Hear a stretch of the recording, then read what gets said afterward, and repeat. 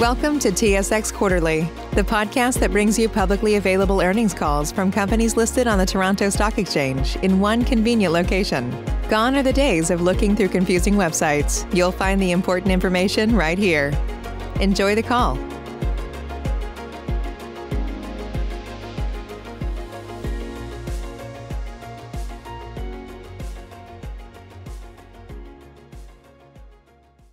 Good morning, everyone. Welcome to the Telus 2021 Q4 earnings conference call. I would like to introduce your speaker, Mr. Robert Mitchell. Please go ahead. Hello, everyone, and thank you for joining us today. Our fourth quarter 2021 results news release, MD&A and financial statements, and detailed supplemental information were posted on our website this morning at telus.com/investors. On our call today, we will have remarks by Darren Entwistle, President and CEO, Zainul Mawji, EVP and President, Home Solutions and Customer Excellence, Doug French, EVP and CFO. In addition, for the Q&A portion of our call, we will be joined by Jim Senko, EVP and President, Mobility Solutions, Navin Arora, EVP, President of Business Solutions, Tony Guerin, EVP and Chief Operations Officer. Briefly on slide 2, this presentation and answers to questions contain forward-looking statements that are subject to risks and uncertainties and made based on certain assumptions. Accordingly, actual performance could differ from statements made today, so we ask that you do not place undue reliance upon them. We disclaim any obligation to update forward-looking statements except as required by law, and we refer you to the risks and assumptions as outlined in our public disclosures, including our fourth quarter and annual 2021 MD&A and filings with securities commissions in Canada and the U.S. With that, over to you, Darren. Thanks, Ronaldo, and hello, everyone.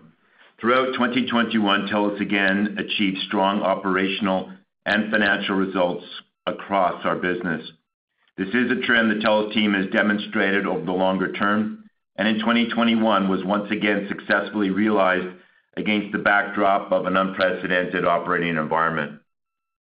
Our performance in the fourth quarter and for the full year was characterized by our hallmark combination of robust, high quality, and profitable customer growth across our diverse portfolio of products, alongside complemented by strong financial results. The fourth quarter concluded another year of industry-leading customer growth, with 960,000 total annual net customer additions, representing our best result on record for TELUS. This included yet another year of leading and best ever wireline customer growth of 255,000, reflecting the potency of our expansive pure fiber network and its inherent capabilities. Our industry-leading customer growth was driven by our team's passion for delivering outstanding customer experiences. This once again contributed to strong client loyalty across our key product lines, including blended mobile phone, internet, optic TV, security, and voice churn, which were all below 1% again in 2021. For the full year, consolidated revenue and EBITDA growth of 9% and 6.4% respectively was in line with our targets for 2021. Furthermore, we achieved strong free cash flow for the year, slightly ahead of our guidance as updated in May to reflect our accelerated broadband expansion program. This robust performance continues to be driven by consistent operational execution, leading product offerings, and client service excellence, bolstered by continued strong operating momentum in Telus International, Telus Health, and Telus Agriculture. Impressively, looking at our 2-year performance from 2019 to 2021 through the pandemic period, our total revenue and EBITDA growth of close to 18% and 7% respectively, as well as our more than 1.7 million net new total customer additions, represented industry-leading performance by a notable margin. Turning to our fourth quarter, industry-leading total mobile and fixed customer growth of 272,000 represented our best fourth quarter on record and increased by 19,000 over this time last year. This was driven by robust customer demand for our superior bundled offerings and our leading customer loyalty. we achieved strong fourth quarter consolidated operating revenue and EBITDA growth of 10% and 7.6% respectively. Again, comparing the fourth quarter of 2021 with that of 2019 prior to the pandemic, total revenue and EBITDA grew by 26% and 7.4% respectively. Let's turn now and take a look at our mobile operating results. Telus achieved industry-leading customer growth of 193,000 net additions, up 10% on a year-over-year basis. This included 112,000 mobile phone net new customers, an increase of 25,000 over last year. Notably, this brings the sum total to an industry-leading 647,000 net new mobile phone subscribers achieved over the past 2 years. Importantly, our team yet again delivered another quarter of industry-best loyalty results, and this is the hallmark of the Telus organization. Blended mobile phone churn was 1.04, a 5 basis point improvement from this time last year. Moreover, postpaid mobile phone churn of 0.74% for the year, a 4 basis point improvement over 2020, represented our 8th consecutive year of industry-leading postpaid churn well below 1%. This performance is backed by our differentiated customers first culture that has served us so very well, and our highly engaged team delivering leading digital capabilities and superior service offerings over our world-leading broadband networks. What a difference that combination makes. More than ever, Canadians value a fast, reliable connection, and the consistent recognition from independent third-party organizations such as U.S.-based Ookla reinforces the superiority of Telus's world-leading wireless network. In January, Ookla ranked Telus's mobile network as number 1 in North America and fastest in Canada for the 9th consecutive time, as our team, including our engineers and network innovators, work passionately to keep Canadians connected to the people and the information that matter most. Telus intends to extend this global leadership position as we advance the development, the coverage, and the commercialization of our 5G network and its inherent functionalities.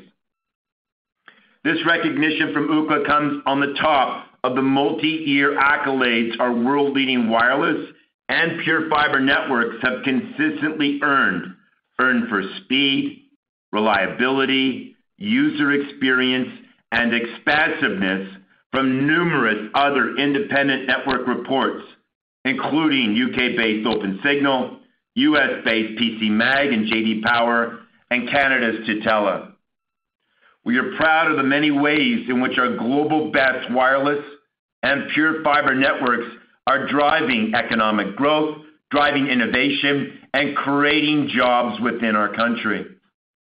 Moreover, our world-leading broadband networks and technology are improving the lives of Canadians by enabling online healthcare, online education, and teleworking flexibility during the pandemic. Furthermore, they are accelerating Canada's digital economy and digital society for heightened productivity, better competitiveness, and better human welfare outcomes in the post-pandemic period. Finally, our broadband technology is supporting critical transformational change in respect of remediating the environmental state of our planet by bridging time and distance through technology virtualization. They're advancing agriculture efficiency and effectiveness and food quality production through better data analytics. And of course, our technology is bridging socioeconomic and geographic divides so that every member of our society has access to the technology and infrastructure that yields the opportunity for them to realize their full potential. These objectives for our economy and our society reflect TELUS's technology for good social purpose to progress the growth of skilled jobs, the physical and mental well-being of our citizens, and the uplifting of marginalized constituencies as embodied in our brand promise, let's make the future friendly for everyone.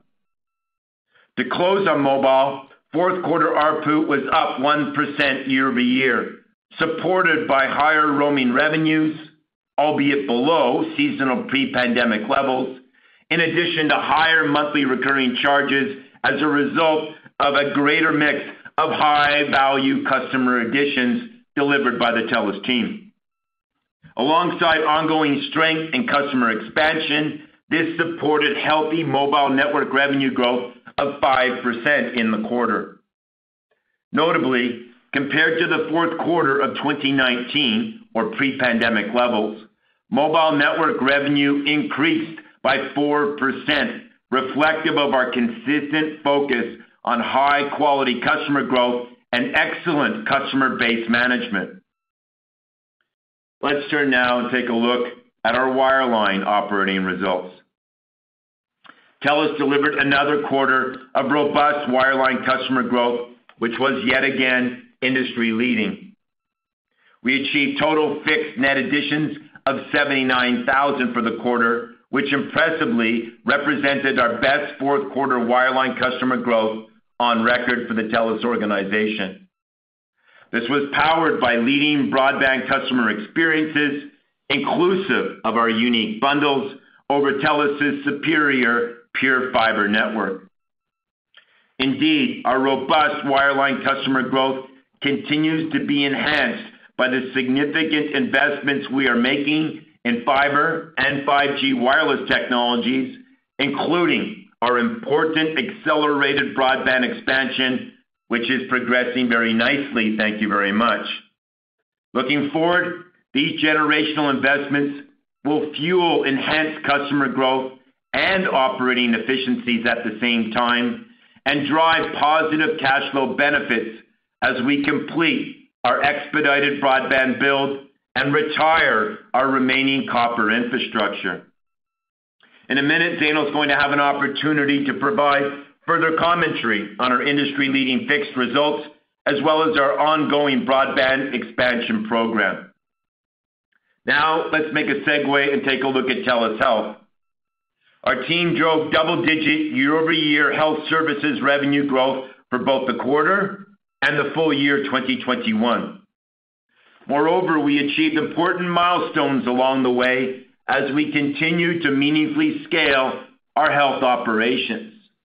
These milestones include covering over 20 million lives with our healthcare programs, an increase of nearly 22% on a year-over-year basis. They include realizing more than 550 million digital health transactions in 2021 alone, and they include earning over 1 million new virtual healthcare members, representing a 65% increase over the prior year. Indeed, TELUS MyCare is now the #1 virtual care brand in respect of familiarity and usage across all of the markets in which TELUS operates. We continue to leverage our leading position in healthcare technology solutions to deliver improved health outcomes for employees and citizens through access to better health information, which clearly has never been more critical within our societies. Furthermore, in TELUS Agriculture, through our team's ongoing efforts to integrate and grow this unique area for our company, we drove strong double-digit revenue growth across our 3 lines of business, namely agribusiness, food, beverage, and consumer packaged goods, and animal health. Indeed, our close to 7,000 customers, located in 50 countries around the world, including 6 of the top 10 food and beverage suppliers and 9 of the top 10 agriculture companies globally, are making a meaningful difference in scaling our operations and leading the way from a market share perspective in the chosen markets that we serve. For 2021, we slightly exceeded our annual revenue objective with revenues in agriculture, including telecom connectivity, of over $400 million. This is illustrative of the significant value we are creating as the globally leading provider of agriculture technology solutions and data analytics. We look forward to expanding our disclosure with respect to agriculture for 2022 and beyond, which we are confident will reinforce the value and asset of consequence we are creating in this important area within the global dominion. Overall, fourth quarter operating revenue for our TTech segment increased by more than 6% on a year-over-year basis, whilst organic EBITDA was up over 7%.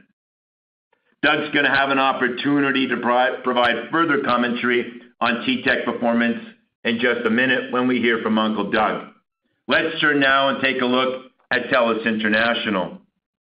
Earlier today, TI announced strong double-digit revenue and profitability growth for the fourth quarter, concluding their first year as a public company with impressive financial results that surpassed their financial targets for 2021. A good start in the post-IPO period. Continued robust results at TI, including the strong performance targets that they've set for themselves for 2022, demonstrate their consistent execution and position as a leading partner of choice for premier digital and cloud transformation experiences and IT services for its more than 600 clients on a global basis. These clients rely on TI's talented and engaged team, along with its deep end-to-end digital capabilities to deliver a superior customer experience, including a unique and unparalleled mix of content moderation and artificial intelligence capabilities. Doug's going to have an opportunity to also provide commentary on Telus International shortly. To conclude, our team's ability to consistently drive strong and profitable customer growth and financial results for the long term on the back of our differentiated asset base, our world-leading networks, and the unique growth drivers that our asset mix represents, provides us with the confidence in delivering on the annual targets for 2022 that we've announced today that are best in class. This includes industry-leading operating revenue and EBITDA growth of 8 to 10%, alongside free cash flow growth of $1 to $1.2 billion, inclusive of the final year of our accelerated broadband investment program. These targets and their industry-leading revenue and EBITDA growth rates will be complemented by the double-digit revenue and EBITDA growth anticipated at Telus Health and Telus Agriculture for 2022, as well as the robust guidance for 2022 that TI announced this morning, with strong double-digit revenue and EBITDA growth for that organization. Notably, as compared to 2019, our targets for 2022 represent 25 to 27% revenue growth and 15 to 17% EBITDA growth versus the pre-pandemic period. That represents quite a forward-looking story for the Telus organization, tremendous value creation, but also illustrates how strongly we navigated the pandemic period. Furthermore, the unparalleled skill, innovation, and grit of our team underpins our leading multi-year dividend growth program, which now, quite unbelievably, is in its 12th year. Since 2004, we've returned $21 billion to shareholders, including close to $16 billion in dividends, representing some $15 on a per-share basis. Moreover, we look forward to updating you on the extension of our multi-year dividend growth program commencing in 2023 at our upcoming annual general meeting in May in a few months' time. Throughout 2021, our team demonstrated an unwavering dedication to leveraging our technology innovation in concert with human ingenuity to create positive outcomes in the global communities where we live, where we work, and where we serve. Indeed, in 2021 alone, our TELUS family volunteered over 1.3 million hours of service in our communities and gifted circa $90 million to charitable and community organizations as we strive to make the future friendly for all. I remain exceedingly grateful to the TELUS team for exemplifying our leadership in social capitalism as we deliver outstanding results for all stakeholders, not just our shareholders, but all stakeholders. And on that note, I'm going to hand the call over to Zay. Winter can wreak havoc on your skin. Hey, it's Kayla, and it's not just the weather, but as a new mom, I've seen my skin change in ways that I'm not too happy about. But that's where the Skin Center has you covered. Their most popular treatment is Botox because they're the best at it. They've been ranked a top 10 provider in the nation by Allergan Aesthetics, the makers of Botox. And their best facial is what I got. It's the HydraFacial. It exfoliates, extracts, and hydrates all at once. So save your skin from these winter blues and DM at the Skin Center MD on Instagram and mention code Kayla to get $100 off your first Botox or filler treatment or any skincare package. Thank you, Darren. As our fourth quarter results demonstrate, our customers' first strategy, world-leading networks, and superior product diversification across mobile and home continue to yield positive outcomes. We delivered record fourth quarter results with respect to fixed customer growth with an industry-leading 79,000 net additions, bringing our full-year result to a record high of 255,000. Notably, for the fourth quarter, this far exceeds the 46,000 we delivered in the pre-pandemic 2019 period. These results build on our track record of consistently delivering strong customer growth and are reflective of our strength across segments, inclusive of Naveen's team on the B2B front.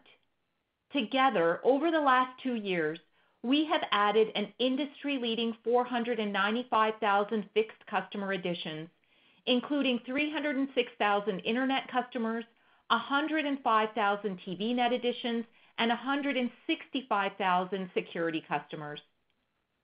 The success of our whole home bundle, an unmatched package of differentiated products and services, is bolstered by Jim and his team's leading mobility performance and drives an average of over 3 products per household within our Pure Fiber footprint.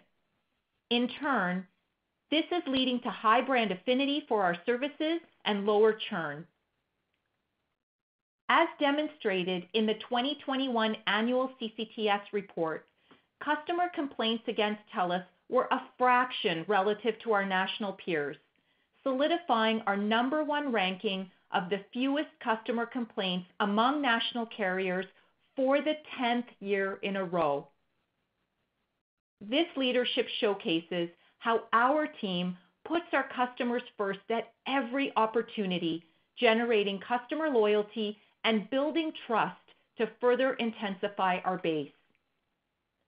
For the fourth quarter, internet net additions of 40,000 reflect the ongoing demand for our unparalleled TELUS Pure Fiber internet services across homes and businesses.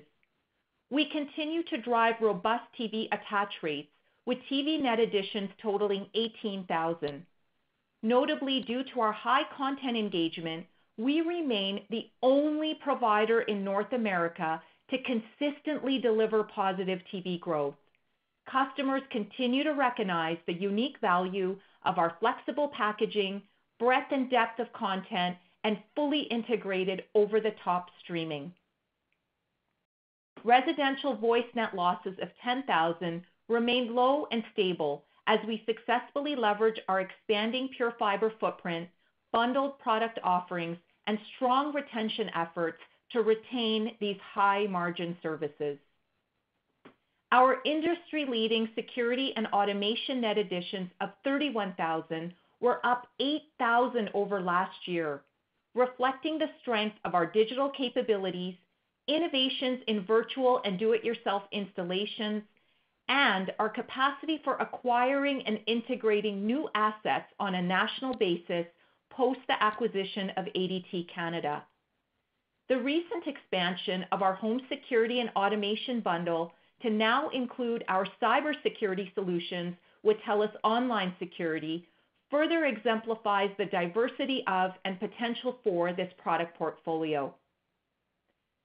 As part of our accelerated broadband build, we connected 278,000 homes and businesses to our Pure Fiber network in 2021, ending the year covering more than 2.7 million premises to our globally leading broadband network. We also continued our rollout of Pure Fiber X, Canada's fastest internet speed tier, with upload and download speeds of 2.5 gigabits per second and the capability to deliver up to 10 gigabits per second on a cost-effective basis. More than half of our Pure Fiber footprint is now enabled with this latest technology, further advancing our network leadership position and speed advantage. To that end, we continue to successfully drive more households to tiers at or above 1 gigabit per second, achieving improved internet revenue accretion and paving the path for future service adoption. During the quarter, we migrated 36,000 copper customers to our Pure Fiber network, bringing our full-year migrations to nearly 140,000. At the end of 2021, only 11% of internet and TV customers within our Pure Fiber footprint remain serviced by copper. As we have shared previously, moving our copper customers to Pure Fiber improves customer lifetime value on several dimensions, including an increase in product intensity of 25%, higher ARPU per home by nearly 15%, and a churn profile that is 25% lower. Furthermore, Pure Fiber's higher reliability leads to a reduction of over 60% in truck rolls and lower call center volumes, along with improved self-provisioning and troubleshooting. Our differentiated products and services truly set us apart relative to our peers. In consumer health, we continue to drive growth through Telus Health MyCare and Living Well Companion, providing critical virtual care to Canadians for their primary care, mental health, allied health, and personal emergency response services, respectively. Our service quality ratings are consistently rated at 4.9 out of 5 by our patients, and we continue to expand our service offering, now including digital pharmacy. As we progress through 2022, we will drive further growth through our superior bundling. We will ramp our digitization efforts and transform our service platforms to drive cost improvements. Backed by the efficacy of our Pure Fiber network and our team's passionate focus on putting customers first, we are well positioned to continue achieving positive financial outcomes, including higher margins and cash flow this year and beyond. With that, I'll pass it over to you, Doug, for additional insight into our financial results. Thank you, Zainul, and hello, everyone. Our Q4 results extend our proven track record of leading financial and operational results led by smart, strategic growth initiatives and our strong and consistent execution. In December, we successfully completed the sale of the financial services business for $500 million. This amount is not included in our operating revenue or adjusted EBITDA. It is in the other income line. In the quarter, we continue to see growth coming from all our business areas. Mobile network revenue growth improved sequentially for the sixth consecutive quarter, increasing by 5% compared to 3.7 in Q3. This network revenue result included a $27 million year-over-year increase in roaming revenue as travel activity increased. Roaming revenue exited the year just below 70% of pre-pandemic levels, and assuming travel trends related into the future, we anticipate a recovery gradually throughout 2022. As we continue to see the strong adoption of unlimited data plans, overage charges have now declined, and data overage represents only less than 2% of mobile ARPU. The strong adoption of our unlimited data plans has driven increased customer satisfaction, as well as lower calls to our call center, fewer bill credits, and that is leading to a benefit in our direct mobile contribution, which improved by 120 basis points in Q4. On the fixed side of our business, data revenue growth was above 10% for the sixth quarter in a row, with Q4 growth coming in close to 12% and up 26% over Q4 2019. Underlying this result, residential internet revenue grew an impressive 20% year-over-year, driven by double-digit growth in residential internet ARPU and continued market share gains. Notably, we also continue to see good traction on our B2B front and drove positive consolidated B2B EBITDA growth on a year-over-year basis for both the year and the quarter. This positive trend sets us up for strong momentum going into 2022 as Naveen and his team continue to look to build and accelerate our B2B growth, including the monetization of 5G. Overall, TTech adjusted EBITDA came in at 6.7% in Q4, and organic growth was at 7.3%. Telus International continued to drive impressive operating momentum with double-digit revenue and adjusted EBITDA growth for both the quarter and the year. TSX growth was driven by TI's industry verticals, and particularly strong growth from tech and games, e-commerce, and fintech, including double-digit growth from services to TELUS. Our Q4 results bring our annual performance within our guidance ranges for both revenue and EBITDA, despite a dynamic operating environment. Free cash flow also finished ahead of our year-end guidance as we executed on our capital acceleration plans, effectively managing COA and COR with valuable and profitable loading and retention, while continuing to increase our copper to fiber migrations and digitization efforts leading to improved cost structure. Looking ahead, we announced robust consolidated targets today with an operating revenue and adjusted EBITDA growth of 8 to 10%. Notably, these leading 2022 targets are driven by organic growth of all product areas, including the growth in health and ag, effective cost management as we focus on profitable loading, and a consistent strategy that we have followed for many years. While we continue to drive economically accretive loading across all our products, backed by expanding our pure fiber and 5G networks, which will support positive financial outcomes, and sustainable free cash flow. With COVID restrictions being present for the significant part of Q1 2022, Q1 will have a lot of the same pandemic impacts of the second quarter of 2021.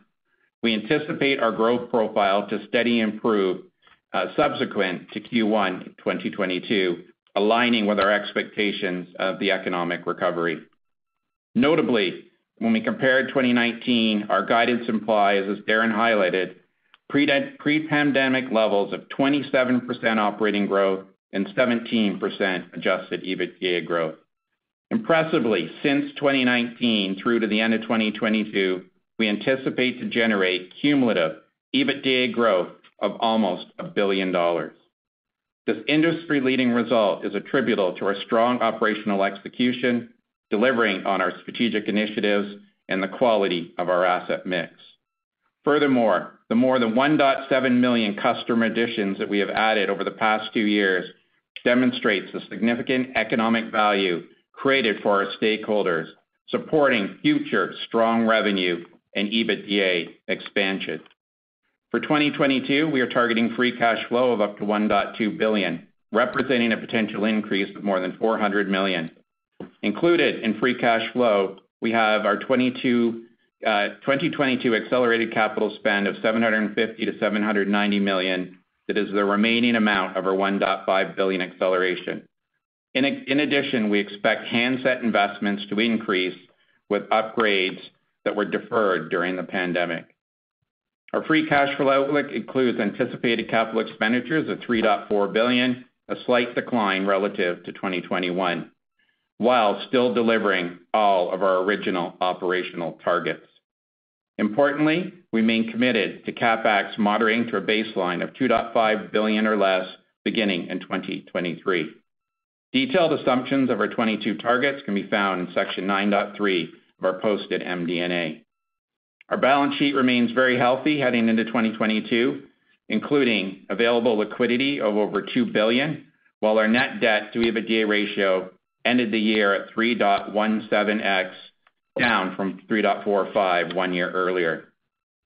Excluding the impact of spectrum license fees since 2019, our EBITDA leverage ratio would have been 2.68.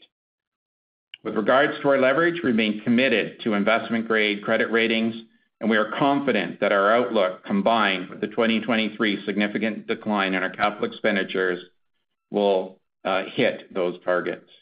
I look forward to continuing our strong operating momentum and further advancing our leadership growth in 2022. Robert, back to you. Thanks, Doug. Mihai, can we proceed with questions, please? Yes, of course. First question comes from Jérôme Dubreuil from Desjardins. Please go ahead. Hi, thanks for taking my questions. Two for me, if I may. First, Doug, you mentioned that overage was now approximately 2% of ARPU. That's in the context of heavily limited data consumption. Do you think we could expect this to be bottoming approximately at this level, or you think there's more to go with the transition to unlimited? And then a second question would be the rationale for selling the financial solution business. You're in tech. Is this not something you wanted to pursue, or different competitive environment? So if you can provide context on that, please. So we'll let Doug handle the second question first, and then we'll hand it over to Jim for commentary. So we've continued to look at our maximizing the value of all of our asset base. So we've talked numerous times about our copper to fiber migrations and how we can monetize real estate in the long term. We looked at the financial services area, and it has great potential, but it's not core to us. And so we found it was a perfect win-win as a opportunity for the purchaser and for us to remain our focus in our strategic areas of health, ag, and TI. And so that's why the sale happened, and we will continue to use those resources to invest in our strategic growth areas. I think an interesting stat as well on that, if you look at that asset that came to Telus via the acquisition of Emergis back in 2008, if you look at the proceeds from the financial services disposition, plus the EBITDA that we've been able to secure over the past years, we effectively got the Emergis Health business for free. And I think that's smart financial management and a good concentration of our strategy on the growth opportunity going forward within the health area. And then the other thing that I think is important is that we've retained a commercial relationship with that asset. So, we can provide them with Telus's services that supports what they want to do on the financial services front. So there'll be a legacy commercial relationship that will continue on. Jim, over to you.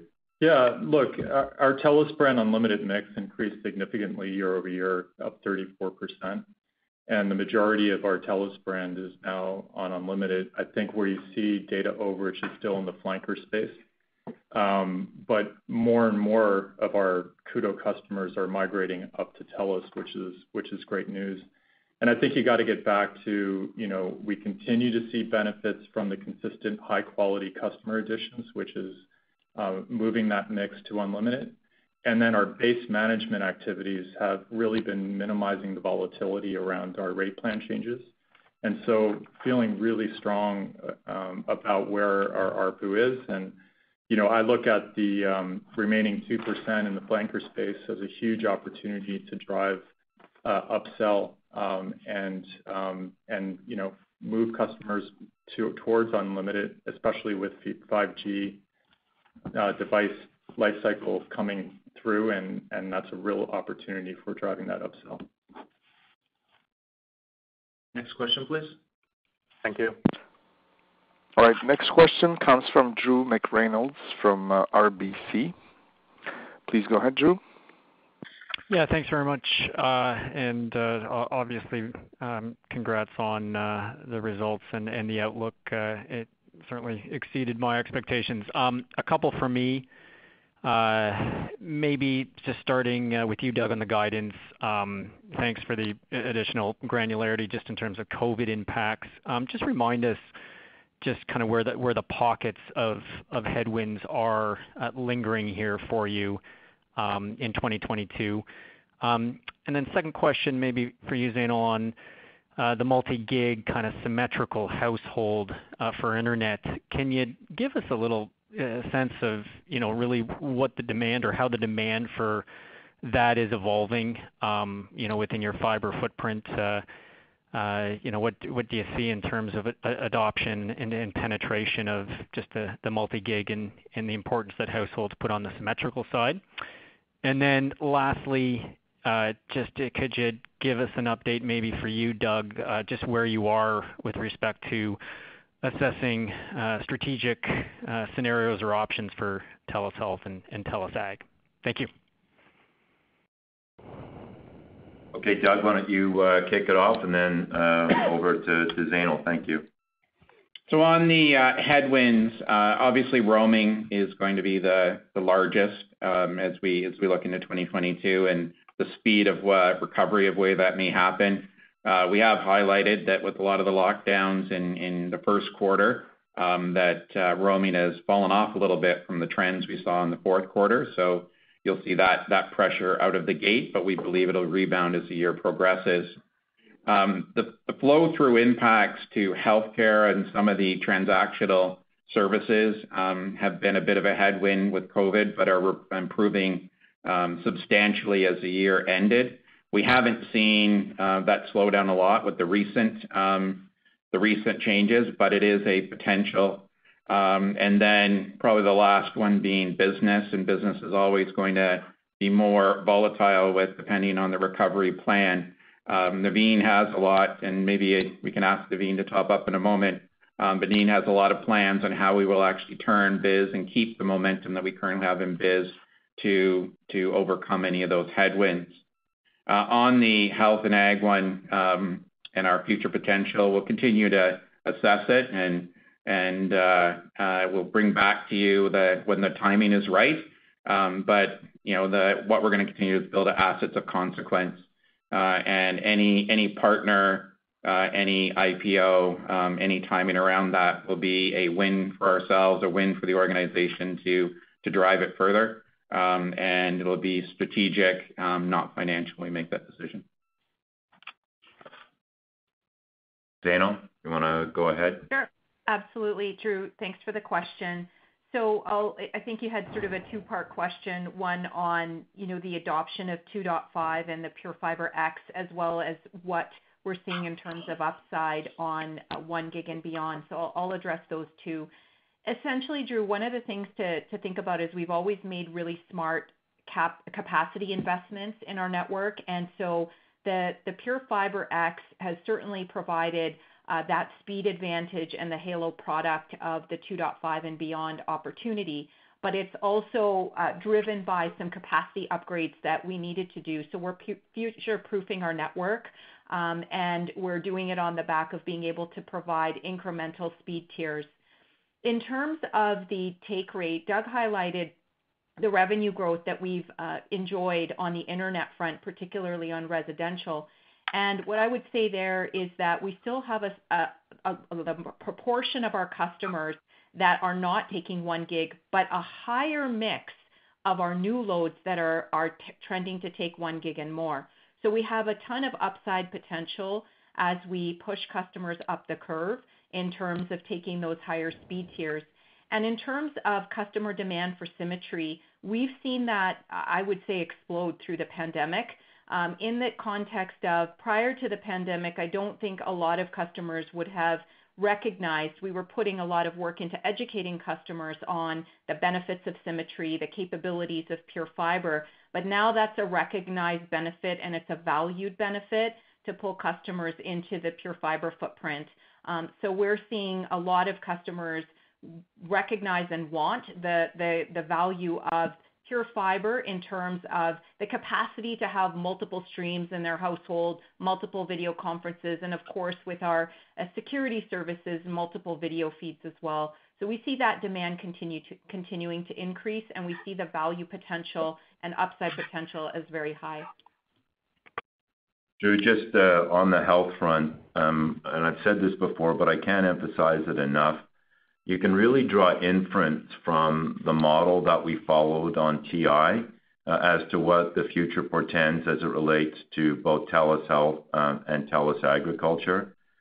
The next thing is, this is very much front of mind in the here and now for us in terms of that future and how we cultivate the optionality, and maybe just some elements that might be helpful to you. If we were going to do something with those businesses in the future, our desire, of course, similar to TI, would be to establish a transaction currency in servitude to the strategy. And the better the transaction currency, the better the addressable market of opportunities that we have. If we're going to get a great transaction currency, that's going to be down to the multi-year track record that we develop in advance in terms of double-digit revenue, EBITDA, and cash flow growth for those assets. Secondly, we want to focus on scale. These assets have to be meaningful for us, what we call a Telus asset of consequence. And creating that largesse is something that's very much front of mind for us. We are, and I highlighted this in my comments, we are pursuing market leadership. We don't want to be a player. We want to be the market leader in the select markets on health and ag. And we want to do that both domestically and prospectively at the international level. And of course, we're already with a foot in that camp on the ag front. And then the last thing that you can expect from us is we're going to bring our customer service excellence game to bear that has helped our core business so very much. And then every tech move that we make, when we think about fiber, 5G, our digital leadership, our cloud transformation, and then the fact that we've evolved to being a broadband software as a service company, that particular paradigm is going to be inculcated within the thesis for health and ag because they're going to be data analytic businesses. And then the other element that you can watch for is how we leverage the TI asset to support the growth of health and ag, given the ambitions that I've just laid out. But this is very much for us here and now. We're thinking about it day in and day out because the results that we generate now set up a great transaction currency tomorrow because that's what the valuation is going to be predicated upon, including as well, obviously, the future earnings potential as well. Got it. Great color, and thanks very much to all. Great. Thanks, Drew. Mihai, next question, please. Next question comes from Jeff Fan from Scotiabank. Please go ahead, Jeff. Thank you. Good morning, everyone. Just to follow up first on Doug's comment about the guidance for free cash flow for 2022. Doug, I think you mentioned some spending related to handsets and handset investments.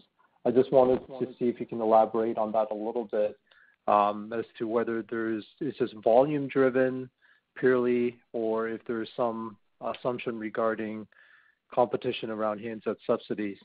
The second question is around the 5G ecosystem. I think, Darren, you've talked a lot about commercialization of new 5G applications as a long runway and opportunity. Just wondering if you can give us an update as to how you see 2022 progressing on that front, and if there is any contribution, I guess, in revenue related to the 5G new applications in your 2022 guidance. Thanks. Doug, go ahead.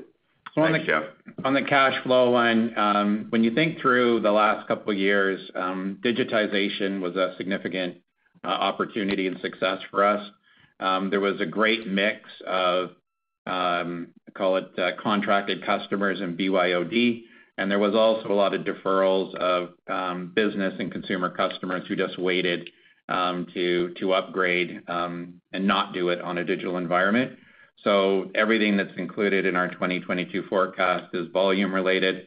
There is nothing built in to assume increased subsidy beyond a normal market condition.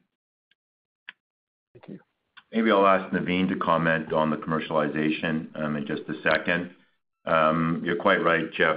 We've said repeatedly that 5G is a marathon, not a sprint. In a lot of other jurisdictions, the expectations have been overcooked, and I don't think that serves anyone particularly well. For us, as we deploy new spectrum, new technology, and develop the right product, services, and applications for commercialization, that takes time, particularly, given this is a B2B opportunity that we're pushing. I would note that atypically at TELUS versus, other companies around the world, we're progressing into 5G from a position of superior strength as it relates to both our 4G LTE network and its performance relative to 5G operators in other jurisdictions, as well as the fact that our wireless network technology is complemented by our pure fiber network that underpins it. And of course, leveraging the network sharing agreement that we have in place with our partner helps everything in terms of deployment, the competitiveness of our functionality, and the cost efficiency of putting the 5G infrastructure in place. But I do believe that this is going to be meaningful for this organization. It's not hugely material in our 22 results beyond the CapEx that we're spending to enable it. We're going to be pushing up, over 80% coverage on our 5G footprint by the time 2022 finishes off. We'll be operationalizing our mid-band spectrum, and we will have our standalone 5G network operational by the midpoint of the year. Clearly, the focus, for us, as you've got smartphone ubiquity leveraging 5G network connectivity, is to be, smart creators of data usage. The machine-to-machine opportunity within the IoT world is huge, and we are excited by it. And as you know, it has particularly pertinent applications in verticals that are key to us, whether it's logistics, the manufacturing, or ag and healthcare are pretty exciting. And of course, it's not just the data flows and the bandwidth, it's the data analytics that you can monetize as well along the way. And we are excited by what that's going to do to support ARPU amelioration in the years ahead, as well as the fact that the cost curve on 5G should support the margin strength of the wireless business. So I'll hand it over to Naveen to give you a flavor of what we're thinking about from a commercialization point of view as it relates to our product portfolio and the market opportunities that we're seeking to address.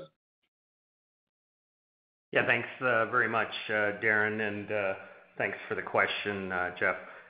So I would start by reiterating Darren's point that 5G and IoT is a marathon, definitely not a sprint, and we're quite bullish on our plans to commercialize 5G and IoT, and a big part of our return to growth in B2B overall is our ability to outrun declining parts of our business with next generation growth capabilities.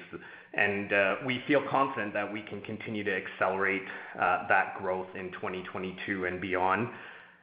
We believe 5G and IoT will be a significant part of that continued accelerated growth, along with other key fixed and wireless next generation services. And our plan to commercialize 5G includes a few components. So of course, fixed wireless solutions, monetizing mobile edge computing, as well as network slicing capabilities. We'll also be enabling key vertical solutions. You heard Darren just speak about agriculture and health. Another key vertical is smart cities, where you may have seen our press release from yesterday around the ecosystem that we're creating for municipalities in partnership with Google and NXN. There will also be a number of horizontal capabilities that will be commercializing. So one example is transportation. Our recent General Motors strategic partnership being a great use case of what we're doing there. And in terms of IoT, we expect growth in terms of not only connections, but also ARPU growth, as we will see industry shifting onto 5G networks as chipsets and device availability improves, and a number of the OEMs start embedding those newer 5G chipsets into their equipment. In addition, given the high quality and large volume of data that will come from the combination of our networks, both 5G as well as fixed broadband networks, services and overall industry solutions and the ecosystem associated, we'll also see acceleration in our ability to add value to this data and monetize it. And Darren mentioned the importance of data in ag and health, and the combination adjacencies of our overall B2B data across those verticals will be a very important component of our go-forward commercialization plans. I would end by saying that all of this bodes well for strong growth in 5G and IoT devices, data usage, and industry solution value-add use cases in the coming years, not only for our net new customers, but as Darren said, we have a very strong foundation of IoT subscribers that we can build off of and grow from. Thanks. Thank you. Thanks, Jeff. Next question, please, Mihai. Of course. Next question comes from Vince Valentini from TD Securities. Please go ahead. Yeah, thanks very much. I want to stick with the handset comment you made, Doug, for a second. Appreciate the color on it just being volume related that you're expecting. But just to make sure we have the quantum right within your guidance, it looks like it's about a $200 to $300 million impact if we triangulate your free cash flow guidance versus the EBITDA and CapEx and interest and cash tax guidance you've provided. I want to make sure if that sounds right, or is there some other working capital usage that accounts for the delta in the free cash flow other than just handset volumes? Second, just clarification from you is I want to make sure I just understand when you're saying 7.3% organic EBITDA growth for T-Tech versus 6.7 reported, what are you adjusting for? Is that just the financial services business that you sold, or is there something else? And then third, last question, maybe for Zainul or Doug, you can take it. I want to make sure I have this math right on the fiber program you're disclosing. So if you have 1.3 million fiber subs on a footprint of 2.7 million homes that are now upgraded or premises upgraded, and 11% of customers in those areas are still on copper, that implies 1.46 million total customers on that 2.7 million total footprint, or approximately 54% penetration. So I just want to make sure we're reading triangulating the numbers you're disclosing to us properly. Thank you. Okay, on the free cash flow one, there is some other small items in there. I'd say when you include cash taxes and other items, but I would say they are less than $100 million. So your reconciliation is directionally reflective.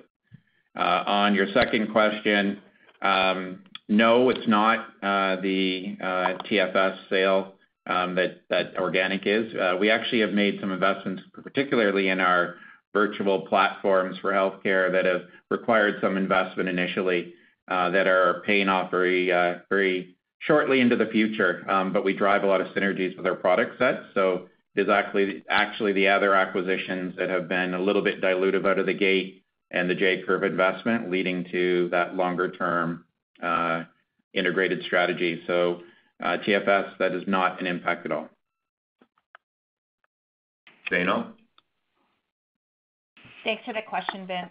So I think the challenge on the fiber footprint and comparing that with copper is that As we continue to build out the fiber footprint, whenever it's a new footprint, we're of course in a lower state of both penetration organically as well as in a lower percentage of copper to fiber migrations for that respective new footprint.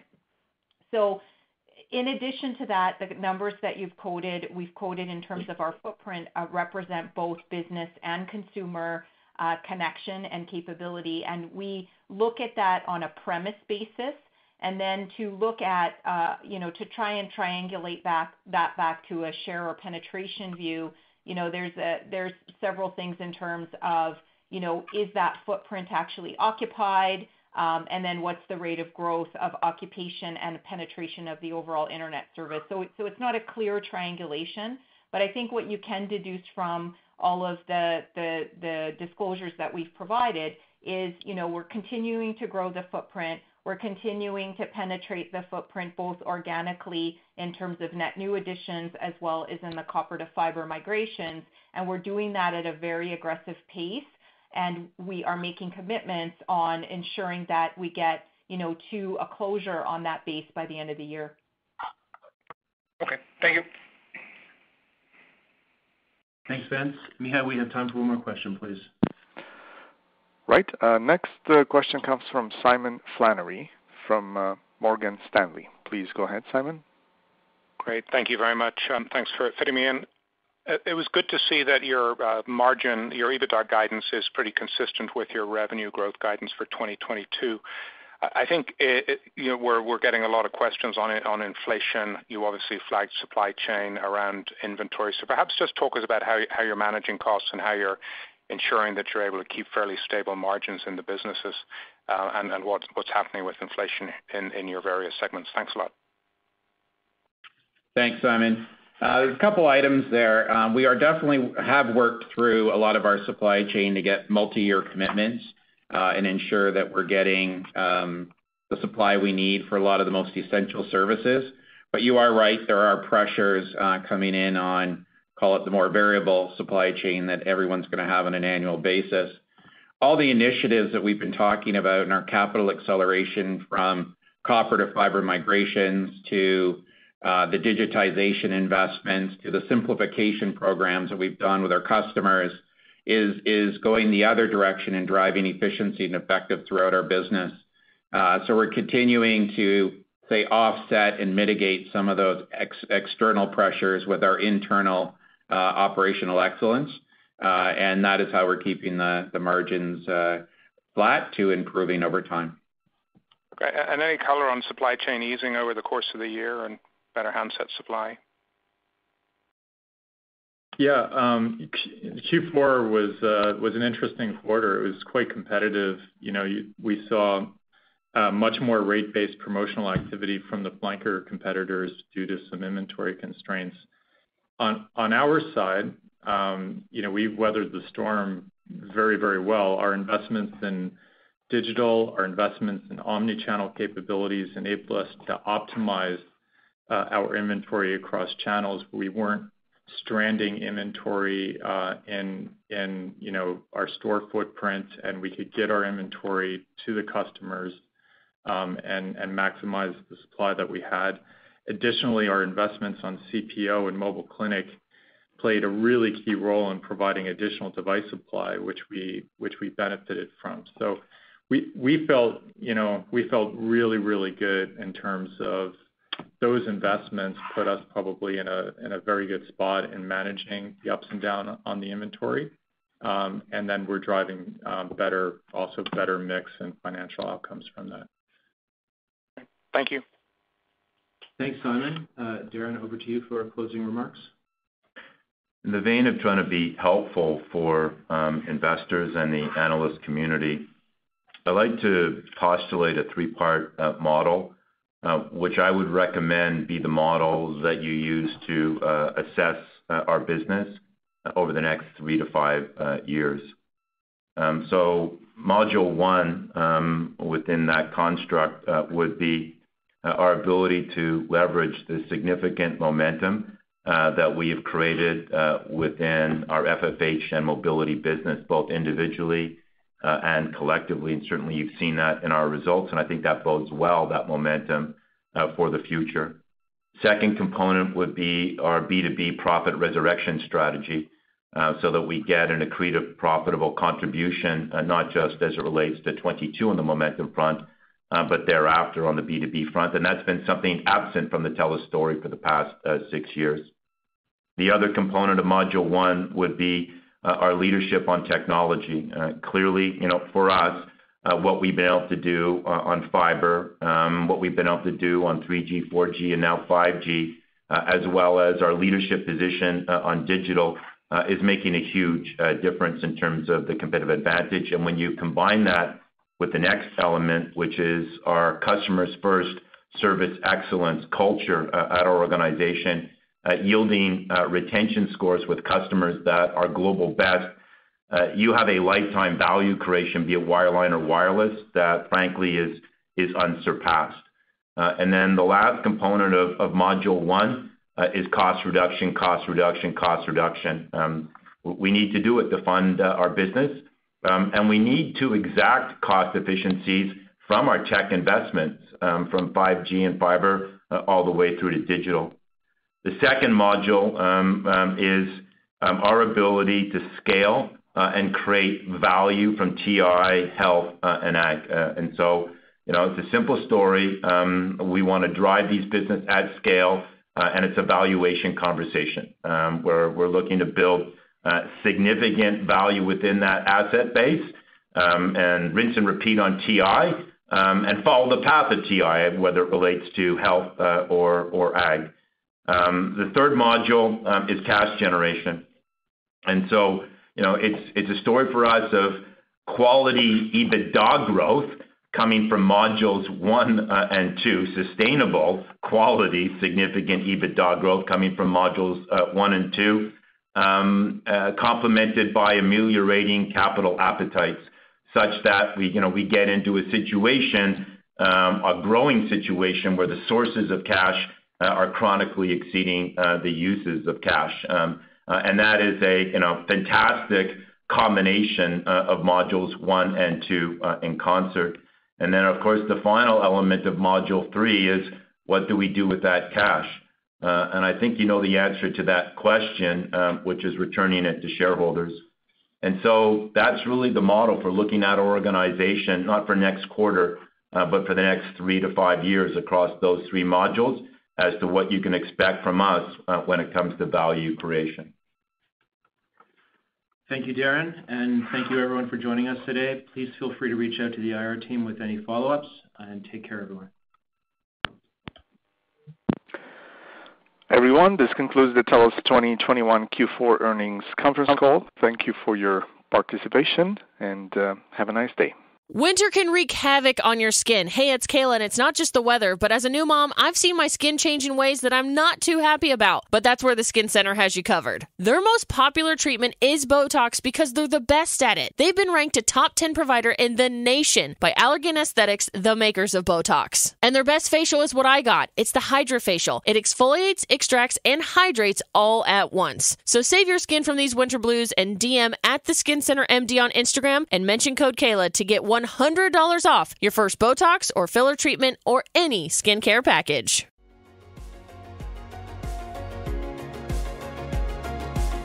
Thank you for listening to TSX Quarterly.